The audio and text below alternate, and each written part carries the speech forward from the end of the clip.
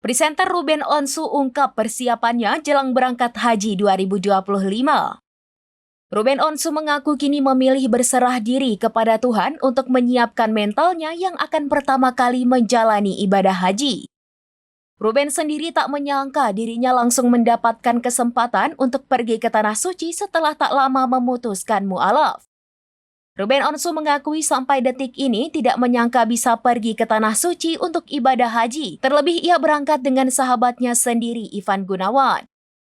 Ivan menganggap kesempatan untuk menunaikan ibadah haji bersama Ruben adalah sebuah takdir dari Tuhan.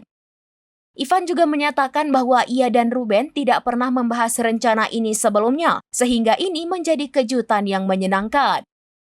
Mantan suami Sarwendah itu pun sebenarnya tidak punya niat untuk langsung naik haji setelah memutuskan mu'alaf. Karena ia perlu belajar lagi beribadah dengan baik dan benar sebab belum banyak ilmu tentang Islam yang ia kuasai.